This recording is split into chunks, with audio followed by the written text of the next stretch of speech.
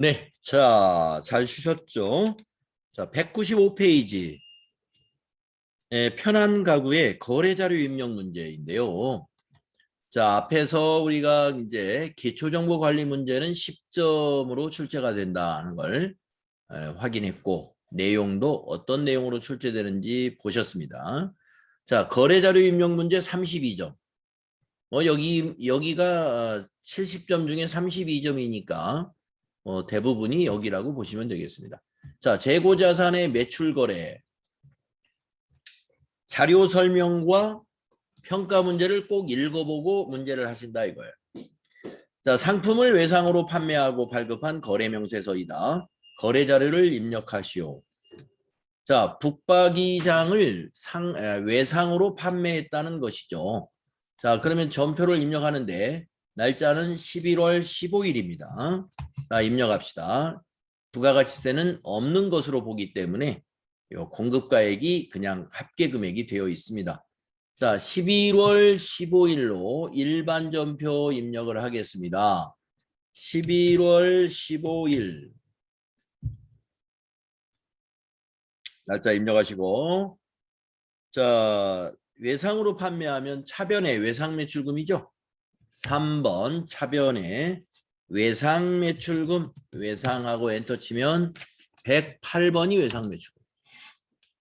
자, 여러분 외상 매출금은요, 채권이기 때문에 거래처를 어떻게 해야 돼요? 반드시 코드로 입력해야죠. 예.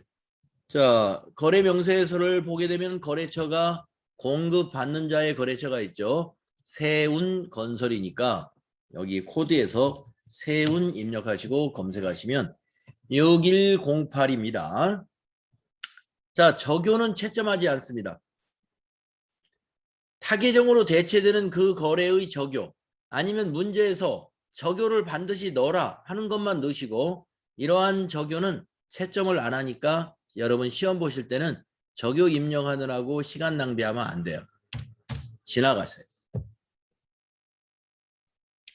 자, 차변에 450만 원 입력해야죠. 금액을 확인하셨죠? 4500 플러스 엔터. 자, 줄이 바뀌면 대변이 뭐가 될까요? 상품을 팔았잖아요. 그러면 대변은 상품 매출이죠. 그래서 상품 검색하시면 상품 매출 401번입니다. 수익 발생.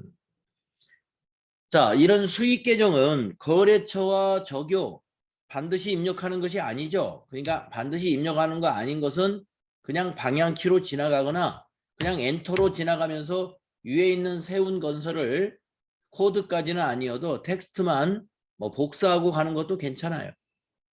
그냥 방향키로 비우고 가도 상관없습니다. 자, 대변에다 4500 플러스 엔터. 이렇게 하시면 됩니다. 3점짜리 문제였습니다. 상품을 외상으로 판매했다. 그러면 차변의 외상 매출금, 대변의 상품 매출. 이때 상품 매출, 외상 매출금은 거래처를 반드시 코드로 검색해서 입력해야 한다. 네, 되셨죠?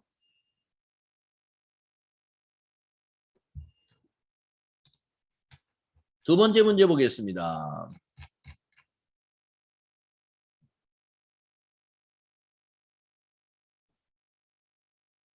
네, 팁도 있네요. 네, 상품을 외상으로 매출하면 외상 매출금. 상품 외의 것을 외상으로 매출했으면, 우리가 상품 외의 것을 외상으로 매출했다는 표현보다는 외상으로 처분했다고 그러죠. 상품 외의 것은. 네, 외의 것은 외상으로 처분하면 미수금. 받을 권리인 채권에는 거래처 코드 반드시 입력하고, 예를 들어서 외상 매출금 받으러 미수금, 단기대여금 이런 것들을 말하는 거예요. 자, 두 번째, 재고자산의 매입거래 한번 보겠습니다. 자료 설명, 상품을 외상으로 매입하고 발급받은 거래명세서이다. 거래자를 입력해라. 자, 이번에는 매입을 했습니다. 외상으로. 자, 11월 17일로 날짜 바꾸세요. 거래자 일반 전표 입력에 11월 17일로 날짜부터 정확히 입력해야 돼요. 바꾸시고 자 상품을 매입했습니다. 그러면 차변의 상품이죠. 3번 차변의 상품 되겠습니다.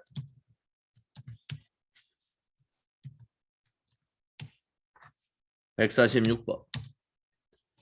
자, 자산이죠. 이 채권이 아니니까 거래처 적용 채점 안 하니까요. 그냥 지나가시고 금액은 900만 원.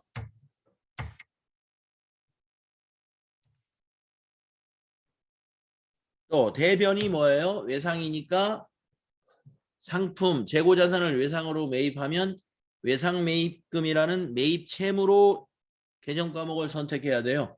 미지급금 하면 틀립니다. 그래서 검색해 보면 251번이 외상 매입금이에요. 거래처는 어디가 돼요? 외상 매입금의 거래처.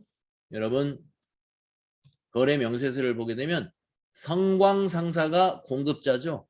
공급자가 여기서는 거래처가 되는 거예요. 그래서 성광 입력하시면 됩니다. 성광상사. 코드로 반드시 넣어야 돼요. 적용 채점 안 하니까 지나가시고 대별에다가 9 플러스 엔터 이렇게 입력하시면 되겠습니다.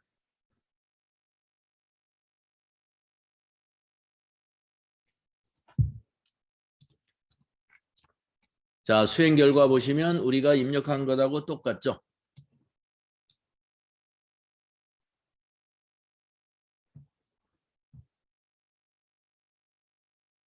외상매입금의 거래처 코드 반드시 넣어야 됩니다.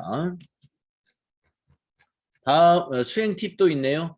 상품을 외상으로 매입하면 외상매입금, 네, 상품 외의 것을 외상으로 구입하면 미지급금, 갚아야 할 의무인 채무에는 거래처 코드 반드시 입력해야 되고 외상매입금 지급은 미지급금 단기차 입금 이런 것 등을 말한다.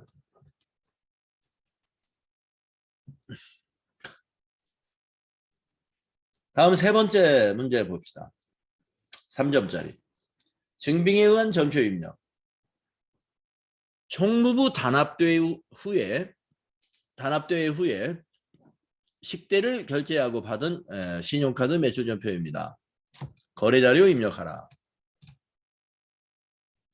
자, 여러분 단합대회 이게 회식이잖아요. 회식.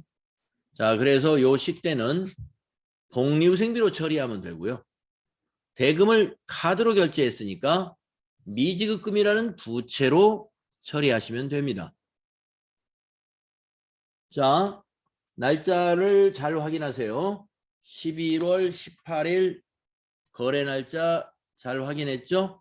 자, 전표 날짜를 바꿉니다. 11월 18일. 3번 차변에 복리후생비입니다. 복리후생비 여러 개가 있는데 811번 써야 돼요. 복리후생비. 자, 비용이죠. 거래처나 적용 채점 안 해요. 그냥 지나가세요. 그리고 18,000원인가요? 18만 원인가요? 이 매출 전표에서 이 금액 보는 것 정확하게 보셔야 됩니다. 180 플러스 18만 원입니다. 대변 부채 증가죠. 카드 결제는 미지급금 253번이죠. 미지급금 검색해 보시면 253번이에요. 자, 미지급금 채무이기 때문에 거래처를 코드로 반드시 넣어야 됩니다. 자, 박정은 씨, 여기 미지급금의 거래처는 어디일까요? 국민카드요. 맞습니다. 국민카드입니다. 태원 일식 하면 틀려요. 국민카드가 됩니다. 대변에 18만 원. 이렇게 입력하셔야 됩니다. 자, 수행 결과 우리가 한 거하고 비교해 봅시다. 네, 복리후생비, 미지급금, 국민카드 잘 됐죠? 자, 수행 팁을 보시면 상품 카드 매입은 외상 매입금이지만 상품 외의 것을 지출하면 미지급금이다 이거죠. 거래처 카드 거래에서 발생한 채권 채무의 거래처는 카드사가 돼야 된다. 자, 네 번째, 통장사본에 의한 거래 입력 3점짜리. 자, 거기 거래 날짜는 통장에 나와 있습니다.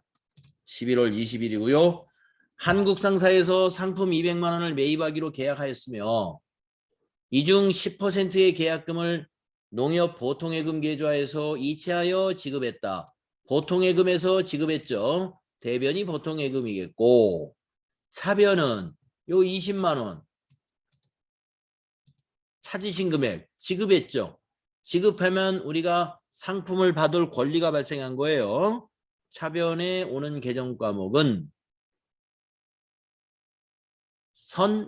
선급금이죠. 계약금 관련된 계정 과목의 우리가 지급한 계약금이면 선급금, 우리가 받은 계약금이라면 선수금이 됩니다. 선급금은 지금 해당이 되죠. 자산이고요. 우리가 받은 계약금은 선수금은 부채가 되죠. 자, 입력합시다. 11월 20일로 날짜 바꾸세요. 3번 차변에 선급금 130일. 이거 채권이기 때문에 거래처 꼭 넣어야 됩니다. 자, 어느 거래처에 보냈어요? 한국상사 1150. 적요 채점 안 하니까 지나가시고 20만 원 입력해야 됩니다. 자, 줄 바뀌었으면 대변에 보통예금에서 이체했죠? 103번이 되겠고요.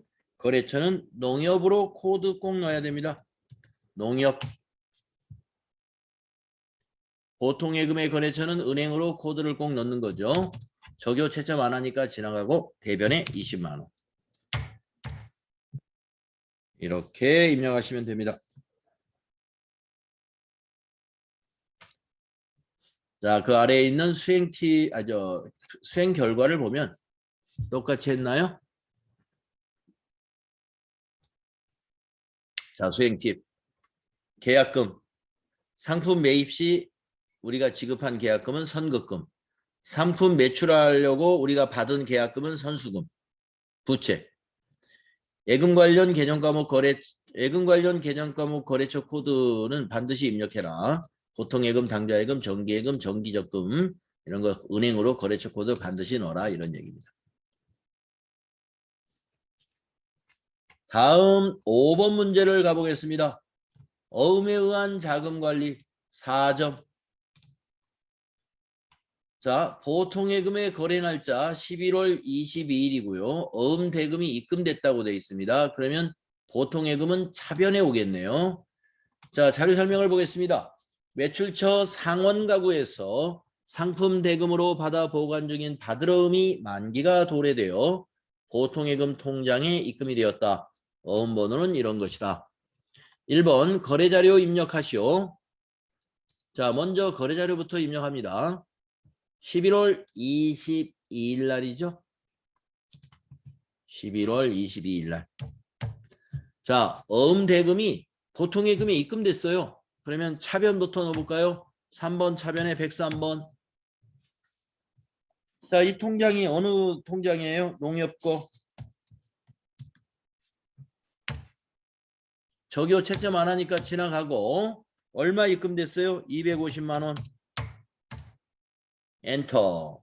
줄 바뀌었죠? 왜 입금됐어요? 어음이 만기가 됐으니까 그 어음을 은행에다 줬겠죠? 대변에 받으러. 대변에 받으러 온 110번. 받으러움의 거래처는 발행한 회사가 거래처입니다. 상원가구에서 발행한 거예요. 상원가구 645. 자, 적요 그냥 지나갑니다. 대변에 250만 원. 이렇게 어음이 만기가 되어서 보통예금에 만약에 입금이 되었다면 차변의 보통예금, 대변의 받으러움. 네, 보통예금과 받으러움의 거래처를 정확하게 입력하시면 됩니다. 자, 평가 문제 하나 더 있었죠. 2번 자료 자, 자금 관련 정보를 입력하여 받으러온 현황에 반영하시오. F3키를 말하는 거예요. 자, 그러면 받으러온 줄 어딘가를 클릭하시라고 그랬죠? 그리고 F3을 툭 누릅니다. 그러면 밑에 받으러온 관리가 나오는데 지금 우리는 할인한 것이 아니란 말이죠. 만기가 됐던 거죠. 그래서 이걸 4번으로 고칩니다. 자, 어음번호는 입력하는 게 아니라 만기 어음을 찾아야죠. F2 누르거나 더블 클릭을 해서 오늘이 만기인 거 250짜리 딱 찾습니다. 그리고 밑에 선택. 만기는 이게 끝이에요. 엔터 치면 커서가 위로 올라가 버립니다. 그리고 여기 적요에 우리가 입력한 어음 번호가 만기 처리된 내용이 입력이 되죠. 자동으로.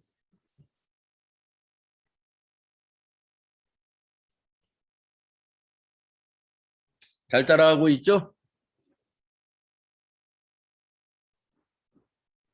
그 F3만 누르면 되나요?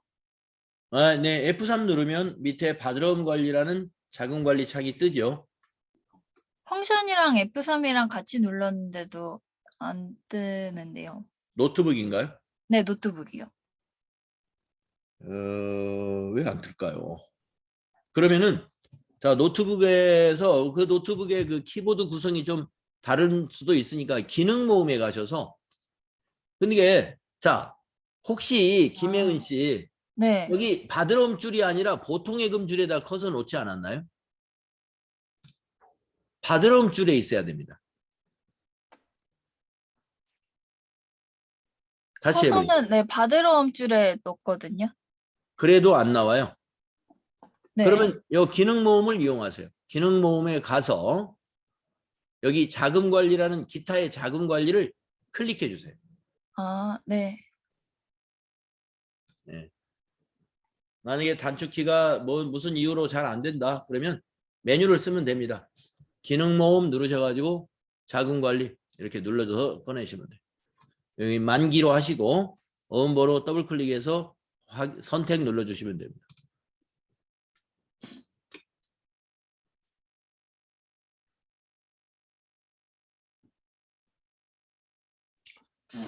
네, 다른 분들 잘 되고 있죠? 다음 문제로 가도 되겠습니까? 죄송한데 자금 관리 눌렀는데도 안 뜨거든요. 아, 왜 그러지?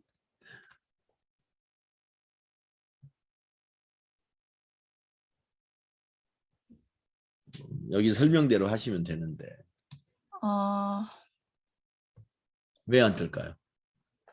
제가 다음에 다시 한번 해보겠습니다. 네네네. 받으러옴 줄이 반드시 클릭이 돼 있어야 돼요. 네. 네. 다시 한번 그 전표를 삭제하고 나중에 혼자 한번 다시 해보는 것이 좋겠어요. 다음 6번 보겠습니다. 증빙에 의한 전표 입력 웨딩 리셉션. 자, 자료 설명을 볼까요? 11월 24일 거래처 직원 청첩장을 받고 결혼 축하금 5만 원을 현금으로 지급했습니다. 거래자료 입력해 주세요. 자, 결혼 축하금을 누구에게 줬습니까? 거래처 직원. 그러면 이건 무슨 비용이에요? 접대비죠. 자, 출금 전표로 쓰면 되겠네요. 현금 지급이니까. 자, 날짜는 11월 24일입니다. 전표 입력 11월 24일 날짜 고치세요. 출금 1번 입력하시고요. 접대비 813번 사용하시고요. 비용은 거래처와 적요를 채점 안 합니다. 그래서 그냥 지나가시고요. 5만 원 입력하면 되겠습니다. 자, 수행 결과 보시면 우리가 입력한 것과 똑같죠?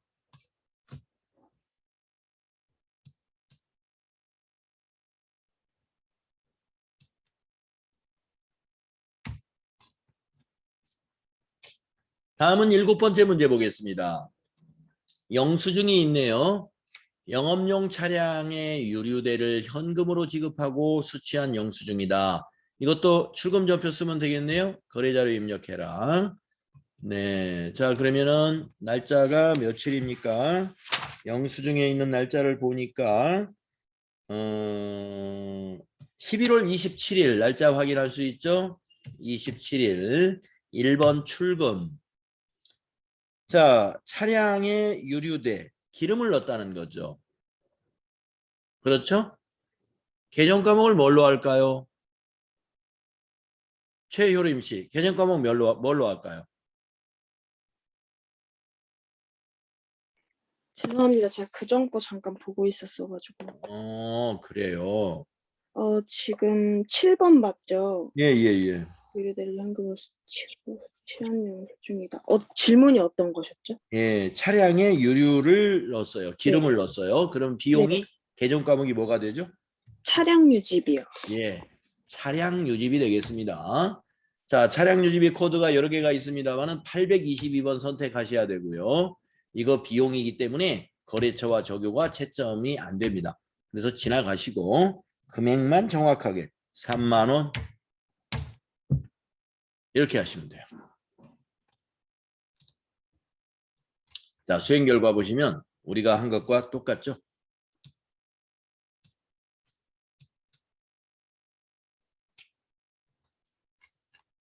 자, 8번째 문제 보겠습니다. 뭐 문제가 전부 간단하고 예, 좋네요.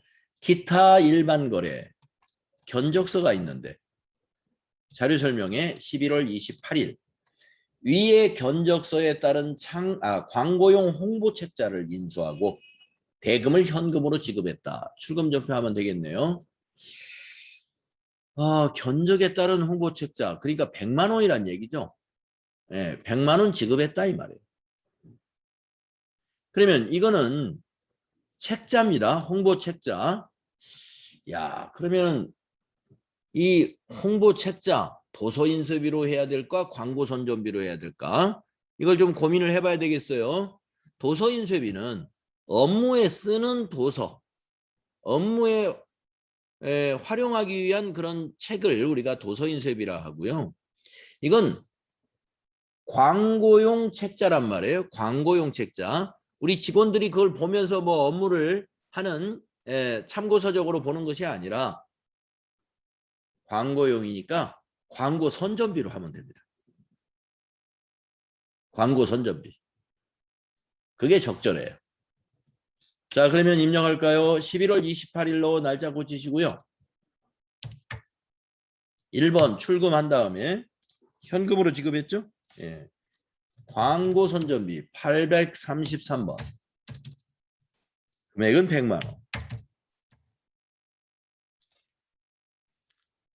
네. 업무에 활용하는 책자 같으면 도서 인쇄비가 되겠습니다. 네, 이거는 성격상 광고 선전비인 책자예요.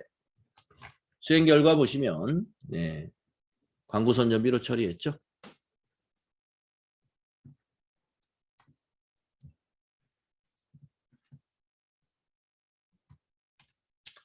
다음에 9번 문제로 가보겠습니다. 4점짜리 출장비 정산. 자, 여비 정산서라는 걸 증빙으로 보여줍니다. 박상준 부장이 있고요. 출장을 마친 직원의 여비 정산 내역을 보고받고 부족액은 추가로 현금으로 지급했다. 11월 25일자의 거래를 확인한 뒤에 거래자료를 입력해라. 자, 박상준 부장이 지금 돌아왔는데 시장 조사하고 왔어요. 여기 지급받은 금액 나와 있네요. 그러면 25일자 안 봐도 되겠네요. 그러나 한번 보긴 보겠습니다. 나와 있어요. 자, 30만 원을 지급받아 가지고 36만 원을 쓰고 왔어요. 그래서 6만 원을 추가로 지급했어요. 현금 지급. 그거예요. 자, 숙박비, 식비, 교통비. 이 세 개 모두가 실제 소요된 여비 교통비라는 것이죠. 여비 교통비. 그래서 이거 여비 교통비로 차변의 비용 처리하시고 나머지 대변은 가지급금, 현금 이렇게 되는 거죠. 이 지급받은 것이 가지급금. 대변에 이제 오늘은 가야 돼요. 자, 이 추가 지급하는 것은 현금이죠. 현금 지급했으니까 대변이죠. 그래서 대변이 36만 원. 차변에 실제 소요된 거 이거 뭐예요? 여비교통비. 여비교통비는 차변에 오겠다. 비용 발생. 자, 그러나 11월 25일 거 한번 조회해 봅시다. 11월 25일 조회했더니 박상준 거래처로 가지급금 30만 원 차변에 잡혀 있죠. 그래서 오늘 대변에 털어내는 것입니다. 자, 입력하겠습니다. 여비 정산한 날짜는 11월 30일이죠. 여비 정산한 날짜 여기 11월 30일이에요. 그래서 전표를 11월 30일로 고칩니다. 자, 차변의 여비교통비부터 먼저 입력하는 게 좋을 것 같아요. 차변의 여비교통비 812번. 자, 비용이기 때문에 거래처와 적요 채점 안 합니다. 지나가시고 360 플러스 대변 가지급금 거래처 박상준 코드로 넣어야 됩니다. 2101번. 적요 그냥 지나가시고 30만 원. 또 대변. 이번에는 가지급금이 아니라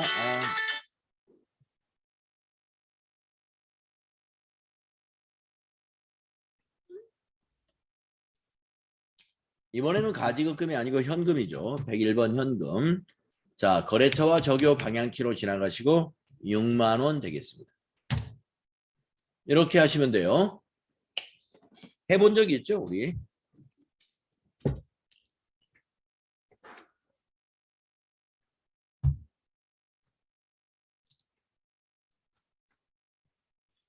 다음에 203페이지 수행 결과를 보시면 네, 우리가 처리한 것과 똑같습니다. 자, 10번 문제 3점짜리입니다. 증빙에 의한 전표 인용. 취득세. 취득세는 뭐예요? 비용이 아니다. 취득세는 뭐예요? 자산이다. 자산. 기억하고 있죠? 자, 자료 설명을 보겠습니다. 사업용 토지 취득과 관련된 재반 세금을 현금으로 납부했다. 그러면 출금전표 쓰시는데 여기 재반 세금이 뭐예요? 취득세 7만 원, 농어촌 특별세 7천 원, 지방교육세. 자, 이 재반 세금이 세 가지지만 이게 다 뭐 때문에 발생한 거예요? 취득 때문에 발생한 거예요. 그래서 전부가 다 취득 원가예요. 취득 원가. 그래서 이 합계세액 전부를 뭐로 처리해요? 토지라고 하는 자산으로 처리한다. 이런 얘기예요. 자, 납부를 며칠 날에 했습니까? 12월 30일 날에 했죠? 이날로 전표 입력하는 거예요. 자, 날짜를 12월 30일로 수정합니다. 12월 30일. 출금하시고 토지라고 입력하면 되죠? 201번. 자, 토지라는 자산은 거래처 적요 생략. 금액은 119 플러스. 이렇게 하시면 됩니다.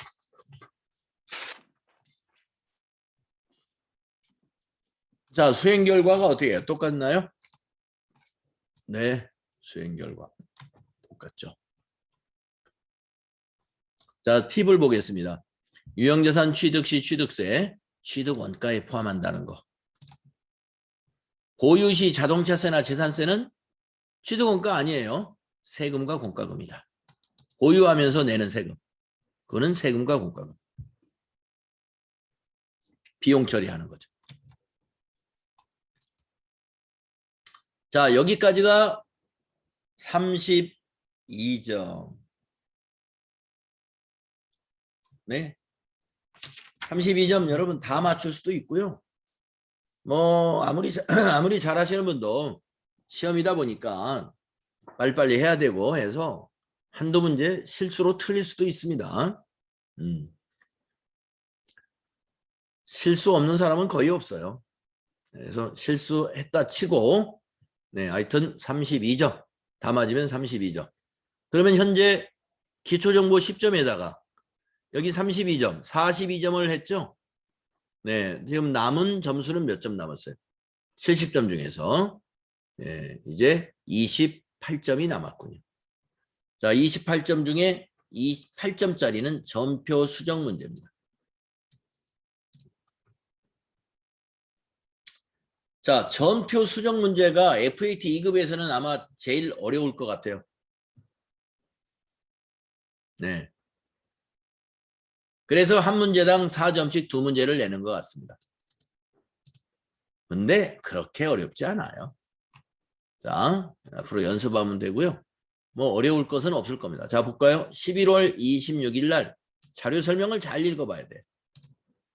농협 보통예금 내역 검토 결과 10월분 전화예금이 농협 보통예금 계좌에서 자동이체 되었으나 현금 출금으로 입력이 되었음을 확인했어요.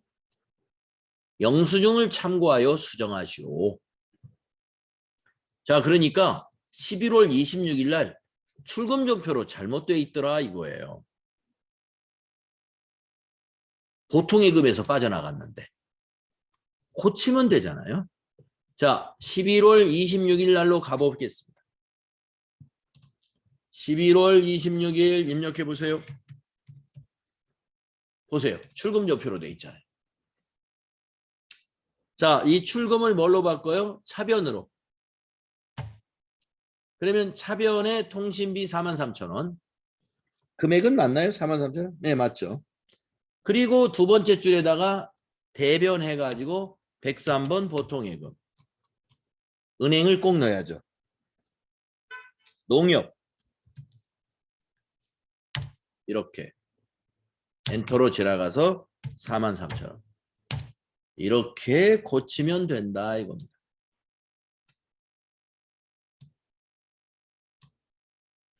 보통예금에서 이체된 전화요금인데 현금 출금으로 잘못 처리했다. 이거 고쳐라 이런 얘기죠.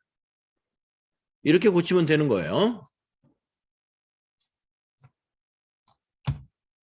다음 문제 보겠습니다. 네, 우리 잘 고쳤죠? 이렇게. 자, 입력자료 수정 4점. 7월 25일 세금과 공과금에 대한 회계 처리가 중복 입력되었다? 그러면 하나 삭제하면 되죠. 중복 입력된 회계 처리를 수정하시오. 자, 7월 25일 날로 가봅시다. 오호. 똑같은 거래가 두 번 입력됐네요. 자, 위에 걸 지울까요? 밑에 걸 지울까요? 아무 상관없어요. 자, 우리는 위에 거 남기고 밑에 걸 지워보겠습니다. 자, 2번 전표 두 줄을 이렇게 체크해 주세요. 체크하신 다음에 상단에 있는 요 삭제. 휴지통 보이죠? 클릭. 자, 선택 삭제라는 창이 나오죠. 확인. 지워졌습니다.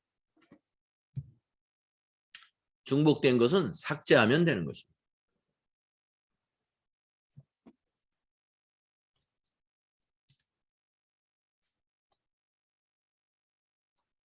수행 결과가 네, 똑같죠? 네, 그래서 이제 아까까지 몇 점이었더라? 32점, 42점에 8점이니까 50점 했죠? 50점. 50점 지금까지 했고요.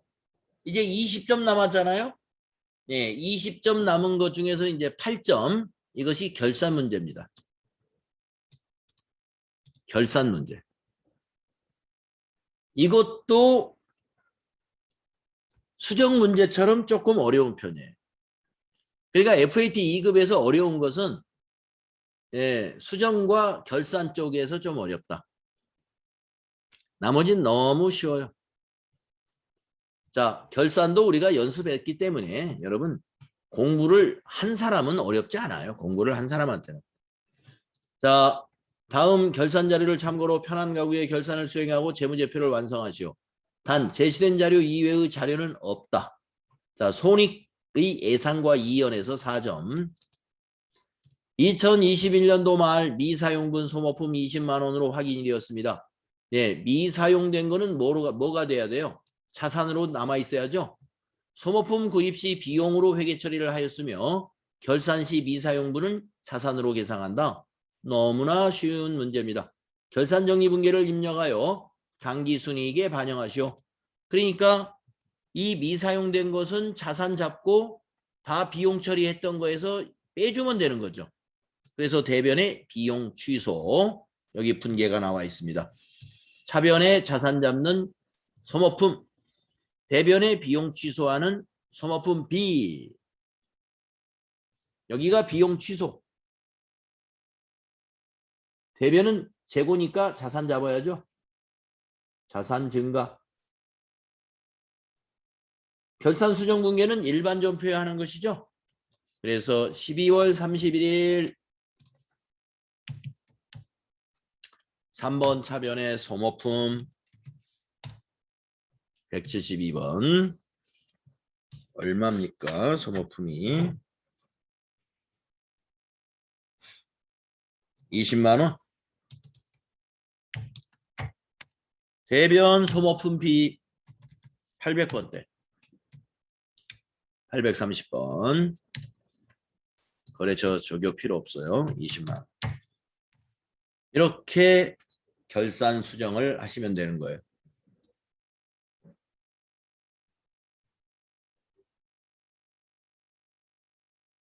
이렇게 하시면 됩니다.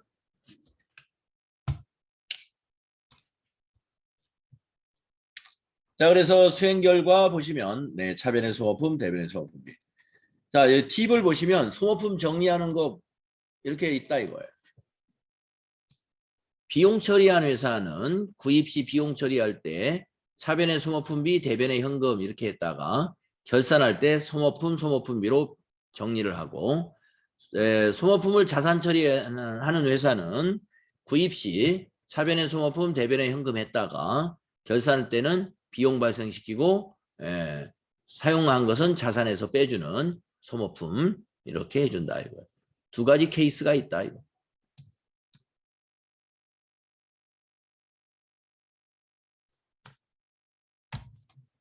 다음 두 번째 결산 문제. 결산자료 입력에 의한 자동결산 4점.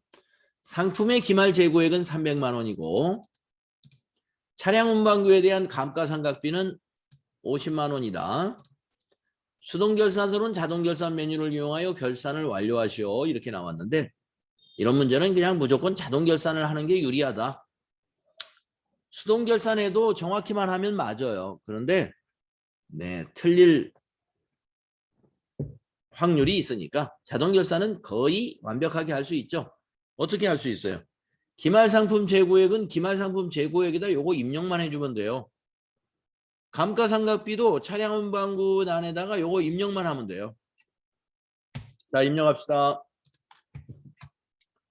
자, 전체 메뉴 가셔가지고 결산자료 입력. 1월부터 12월.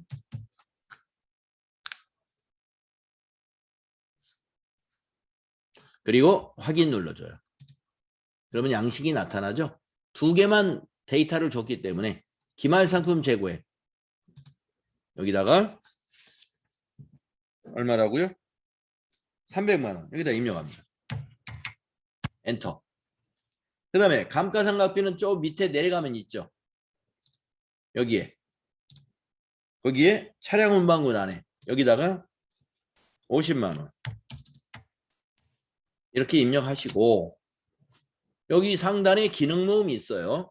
아니야, 기능 모음 미안합니다. 기능 모음이 아니라 전표 추가 여기. 그냥 바로 전표 추가 누르면 돼요. 그러면 추가하시겠습니까? 예. 완료되었습니다. 확인. 이렇게 하면 이거 틀림없이 맞은 거예요. 여러분이 만약에 이걸 수동결산으로 한다고 하면 일반전표에 가가지고 12월 31일자에다가 자 조회 이렇게 입력을 했어야죠. 예. 이렇게 수동으로 입력을 해야 되는데 우리는 이것을 자동으로 이렇게 만들어 두었다.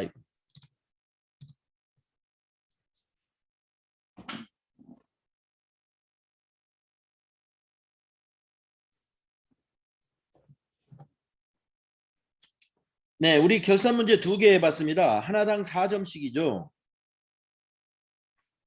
네, 뭐 결산 글쎄요. 예, 이 정도면 쉬운 거죠. 예, 이 정도면 뭐 어려운 결산 문제가 아닙니다. 자, 이제 70점 중에서 58점을 해결했죠. 그러면 12점은 뭘까요? 가장 쉬운 겁니다.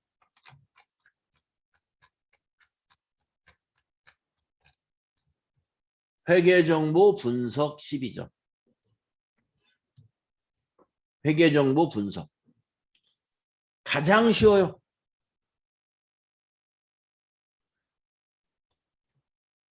그래서 여러분, 나는 시간이 부족할 것 같다라고 하는 사람은 이 문제 5번을 맨 먼저 하세요. 이 문제를 시간 없어서 못하면 너무 억울하니까요. 왜냐하면 백발백중. 네, 이거는 풀면 다 맞추는 문제예요. 가장 쉬운 문제입니다. 자, 한번 해봅시다. 편한 가구의 입력 자료 및 회계 정보를 조회하여 답안 수록 메뉴에 해당 문제의 답안을 입력하시오. 월계표 조회하라. 그러면 월계표를 열면 돼요. 자, 월계표 열어볼까요? 네, 1월계표. 딱 열어놔요. 문제를 다시 봅니다. 1월 중 현금 지출이 가장 많았던 판매관리비 계정 과목은 뭐냐? 그러면 월계표를 딱 눌러가지고 1월부터 1월을 입력해요. 1 엔터 1 엔터.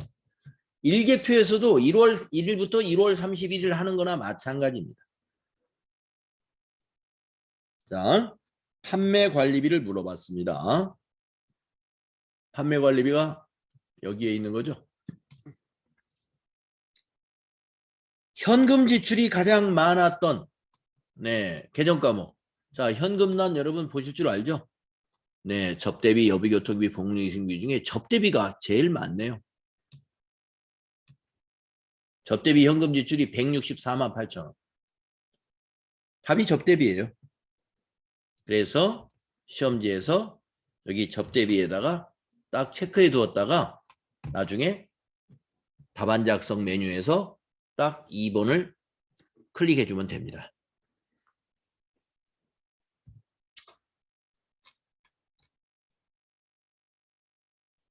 아니, 소모품비라고? 제가 잘못 봤나요? 1월 중. 이거 어떻게 된 거지? 월계표. 1월 중 현금 지출이 가장 많았던 판매 관리비는 1월부터 1월. 여러분 책에 있는 게 맞나요?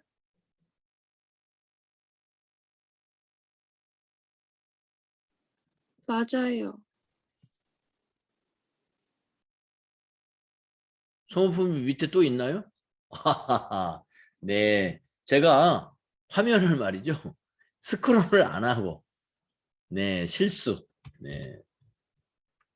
밑으로 스크롤 했더니 여기 더 큰 게 있었어요. 소모품비. 네. 요렇게 보고서 이게 다 끝난 줄 알았어요. 여기 스크롤 바 막대가 요만큼 지금 밑에 공간이 있었는데 네. 실수였습니다. 네. 스크롤 바 막대 끝까지 쭉 내려 보셔야 되겠습니다. 소모품비 맞습니다. 네, 이렇게 실수할 수가 있어요. 제일 쉽다 그랬는데 틀려버렸네요. 저는. 네. 자, 그 다음에 자 2번 문제. 총계정 원장을 조회하라. 그러면은 총계정 원장을 딱 열어요. 총계정 원장 어디 있어요? 예, 여기 있잖아요. 자, 문제가 뭡니까? 상반기 중 상품 매출이 가장 많은 달은 언제냐? 네, 개정 과목에서 그냥 엔터 치시고 왼쪽에서 상품 매출을 찾아요. 여기 있죠. 401번. 상반기 중 그랬으니까 6월 달까지만 봐야죠. 상품 매출 대변에서 발생하죠. 가장 많은 달은 1월이네요. 1월. 그래서 여기다가 1월 체크해 두었다가 나중에 답을 찍으면 됩니다. 어디 수행 결과 볼까요? 1월 맞나? 맞습니다. 다음 이제 세 번째 거. 재무상태표 또는 합계잔액시산표를 조회하라. 그러면 여러분 마음대로 하세요. 저는 재무상태표를 한번 조회하겠습니다. 재무상태표를 엽니다. 네. 질문이 뭐예요? 6월 30일 현재 유동부채는 얼마냐? 그러면 6월로 입력하면 돼요. 6월로. 그러면 이게 6월 30일 현재입니다. 자, 부채 중에 유동부채. 아래에 가야죠. 여기 부채 중에 유동부채. 여기 있는 거 165, 696, 600원이다. 165, 696, 600원이 보기에 있나요? 네, 여기 있네요. 2번 체크해뒀다가 답을 콕 찍으시면 된다. 자, 맨 뒤에 회계정보 분석 문제, 세 문제 이렇게 나옵니다. 자, 여러분. 지금 70점을 우리가 해봤어요. FAT 2급의 출제는 이런 구성으로 출제를 한다는 겁니다. 예. 제가 보기에 맨 뒤에 12점짜리 가장 쉽고 그 다음에 맨 앞에 10점짜리 기초정보관리에 관한 거 그거 쉽고 그러면 맨 뒤에 12점에 맨 앞에 10점 22점은 보너스라고 생각하시고 빨리 침착하게 딱 맞춰놓고 22점은 기본 점수 그리고 나서 거래자료 입력, 결산, 그 다음에 수정하는 거 여기에서 이제 여러분의 분계 실력을 발휘해 가지고 문제를 해결하시면 됩니다. 실무 문제가 이렇게 나와요.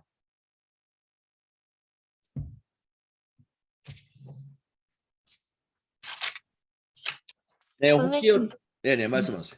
질문이 있는데요. 예. 그러면은 그 시험 볼 때 시험 문제가 이렇게 재무상태표 또는 합계잔액 시산표 조회 4점 해서 이렇게까지 나오나요? 똑같이 나옵니다. 이렇게. 아, 네. 장부를 딱 제시해 줘요. 어떤 장부에서 조회하라. 아, 네. 그러면 여러분이 AT 시험이 그래서 쉽다고 느끼는 거예요. 다른 제가 이제 그 AT 시험으로 전환하기 전에는 전산회계 강의를 했었는데요. 전산회계 시험에서는 지금은 지금은 통 이제 전산회계 강의를 안 해서 모르겠는데 당시에는 전산회계에서도 이와 전산회계 2급이다 그러면 장부조회 문제 이렇게 3개 나옵니다. 3개 나오는데 장부를 안 알려줘요. 네, 그냥 6월 30일 현재 유동부채 잔액은 얼마인가 이렇게만 물어봅니다. 그러면 수험생이 유동부채 잔액을 찾으려면 뭘 봐야지? 생각해야 돼요. 네. 그런데 AT 시험은 장부를 딱 찍어주니까 더 편안하죠.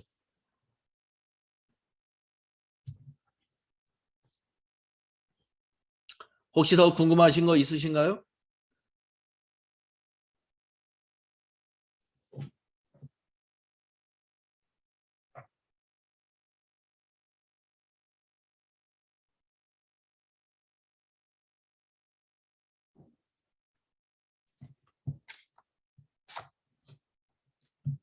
자, 여러분 유형별 연습 문제에서는요. 이론은 이미 다 우리가 앞에 이론을 정리하면서 다 풀어봤던 내용입니다.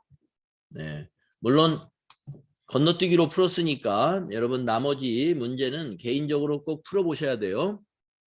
여러분 지금이 회계 공부가 처음이신 분이라고 한다면 개인 공부 없이는 뭐 안 됩니다. 네. 혼자 하는 공부가 있어야 됩니다. 회계 공부가 처음이시라면은 이 수업에만 참여해 가지고는 힘들어요. 혼자 하는 공부가 나름대로 있어야 되고요. 이거 그 유형별 연습 문제 다시 풀어봐야 됩니다. 그러나 회계 공부 처음이 아니신 분은 경험이 좀 있으신 분은 뭐 지금 수업에만 참여하는 것으로도 뭐 충분하지 않을까 합니다만은 그건 이제 여러분이 각자 판단하시고, 자 이번에 회계 공부 처음 하시는 분은 혼자 공부하는 시간을 꼭 만들어야 돼요. 시험 보는 날까지 지금 어느 정도 남아 있는지 보셔가지고 계획을 세우셔서 암기할 거 다 암기하시고, 이제 개정 과목 암기는 어느 정도 되어 있어야 됩니다. 그런 기본적인 암기사항 계획을 세워서 암기해 주시기 바래요. 여러분들 제가 수업 시간에 이렇게 질문을 드려보면 다들 질문이 아주 정확해요. 답변이. 처음 공부하시는 분들답지 않게 아주 정확하게들 답변하고 있어서 제가 뭐 공부를 여러분이 열심히 하고 있구나 하는 생각은 하고 있습니다만은 잘 해주시고요. 자, 여러분 교재 이제 유형상사 247페이지로 가보세요.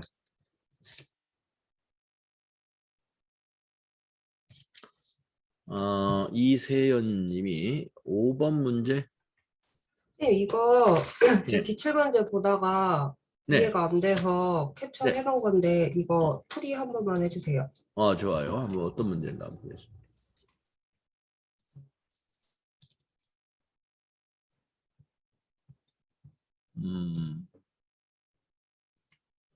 이론 문제인데 한번 이 문제 한번 다 같이 한번 보시죠. 질문이 왔어요. 다음은 도소매업을 영유하고 있는 항공기업의 자금 거래에 대한 설명이다. 관련 회계 처리에 대한 설명으로 옳지 않은 것은 이랬습니다. 자, 우리 회사가 지금 도소매업을 하고 있는 기업이고 내용을 보겠습니다. 1번 첫 번째, 3월 1일 날 거래처에 30만 원을 빌려주었습니다. 만기가 내년 3월 1일이에요. 2017년에. 그러면 3년간 빌려준 건가요? 그래서 이것은 장기 대여금.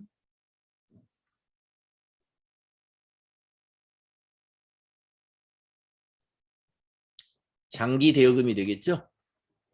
17년부터 20년도까지 빌려줬으니까. 다음에 19년 말에 거래처의 자금 사정의 악화로 빌려준 돈의 절반만을 받을 수 있을 것으로 판단이 된다.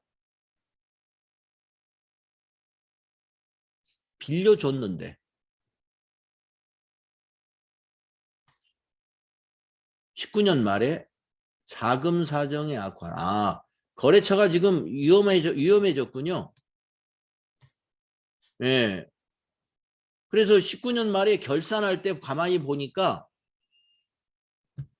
요 30만 원을 다 못 받을 것 같더래요.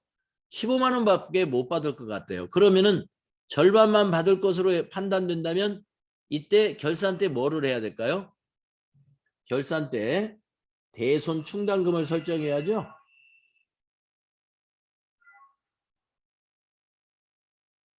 장기 대여금에 대한 대손 충당금 15만 원 설정하는 회계 처리를 해야 되겠네요. 그러면 차변에 뭐가 와요? 기타의 대손 상각비.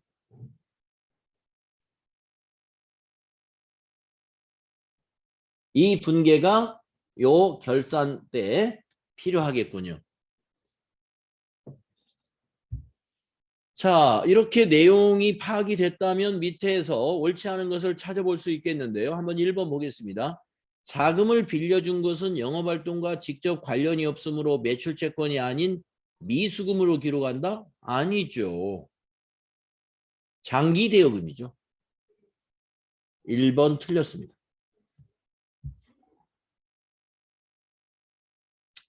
그 다음에 2번. 거래처에 빌려준 돈은 2017년 재무상태표의 비유동자산으로 분류된다. 그렇죠. 장기 대여금이 바로 비유동자산이니까. 다음에 이 3번. 거래처에 빌려준 돈은 2019년도 재무상태표에 유동자산으로 분류된다. 예, 2019년도에는 우리가 만기가 언제 돼요? 바로 20년 3월 1일 날 받을 돈이니까 유동자산으로 들어가죠. 분류되겠죠. 다음 4번. 거래처에 빌려준 돈에 대하여 19년 재무상태표의 대손충당금은 15만 원으로 기록된다. 네. 15만 원으로 이렇게. 장기 대여금에 대해서. 빌려준 돈은 장기 대여금입니다. 네. 매출 채권이 아니에요. 아니 미수금이 아니에요. 미수금이 아니다. 근데 답이 1번인 거예요. 자, 이세연 씨 여기서 어떻게 설명이 되셨나요? 네, 이해했어요. 네. 감사합니다. 네네네. 선생님, 저도 질문이 하나 있는데요. 네네. 소모품 자산 처리했을 때 구입 시랑 결산할 때 다시 분계가 왜 이렇게 되는지 알려주실 수 있나요? 소모품 구입할 때 자산 처리하는 경우. 네, 결산 시 때요. 네. 그러니까 이 결산 때 왜 비용을 발생시키느냐 차변에 그 네. 얘기겠죠. 자, 여러분 한번 보세요. 소모품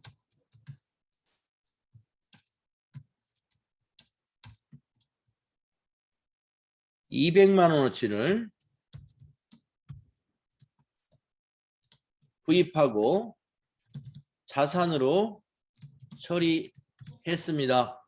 날짜는 10월 1일이었다고 보겠습니다. 그럼 우리는 왜 어떻게 회계 처리하느냐? 차변에 자산 처리하니까 소모품으로 잡았어요. 200만 원.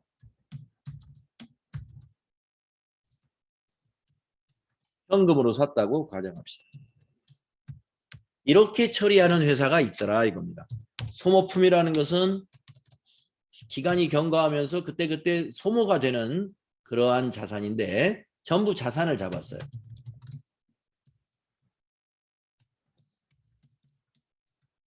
그랬다가 결산일을 맞이하여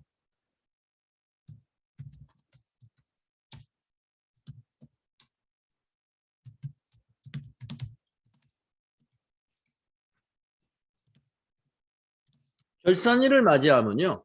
소모품 정리를 하기 위해서 우리가 소모품 재고 조사를 합니다.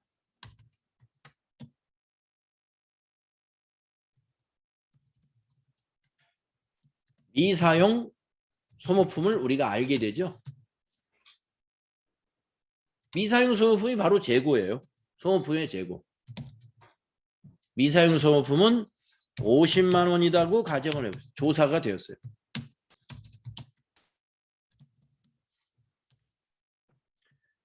자, 결산 때는요. 소모품만 재고 조사하는 것이 아니라 상품이라든가 모든 재고 자산에 대해서 조사를 실시합니다.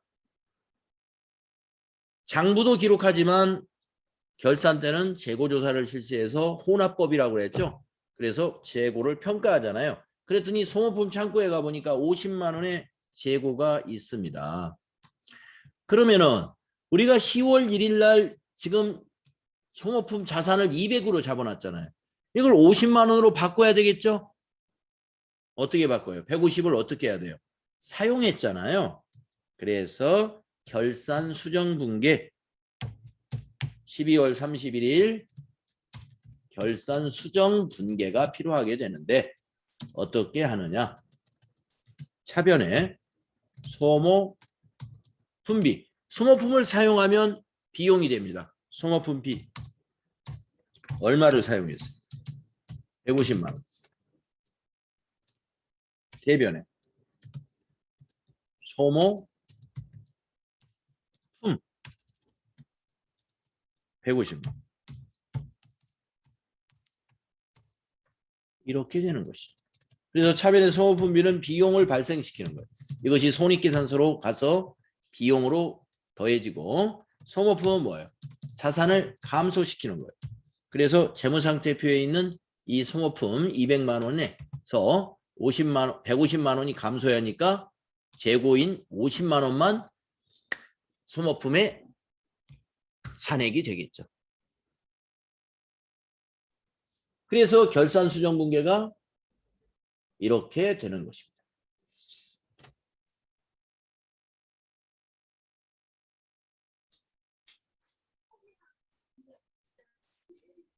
어때요? 이해되시나요?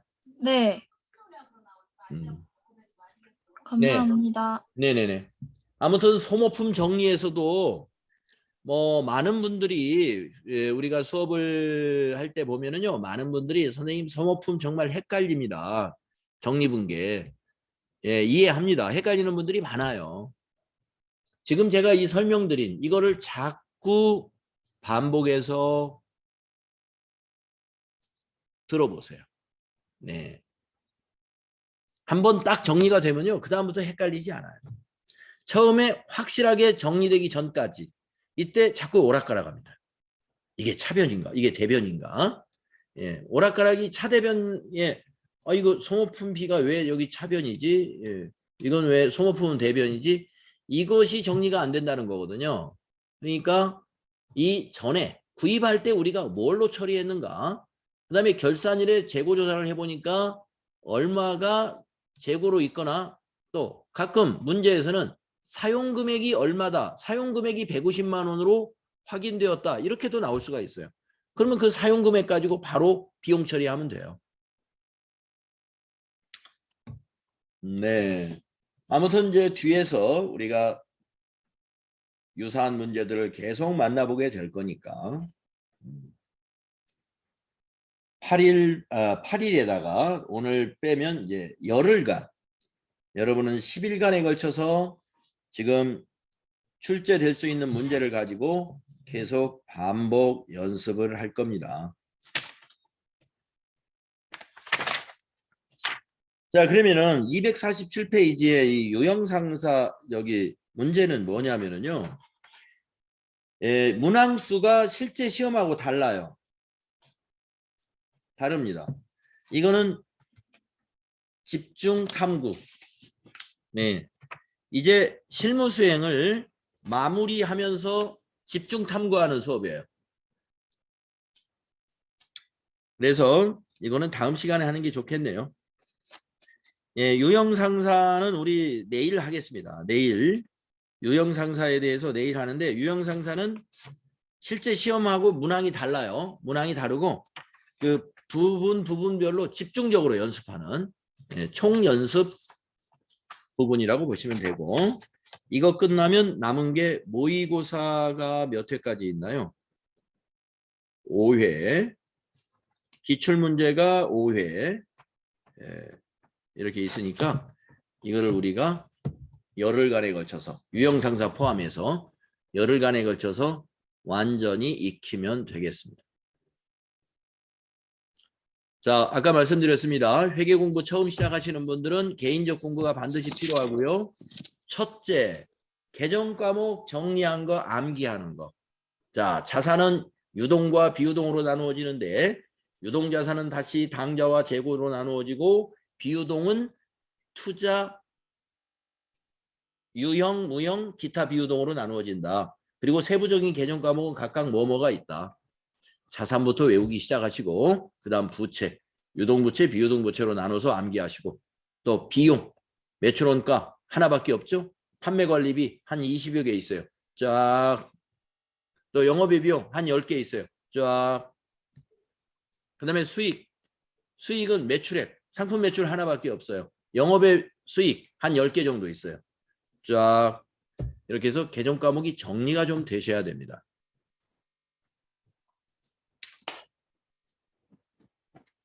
네, 오늘은 이제 한 5분 정도 남았. 추가적인 질문 혹시 없으신가요?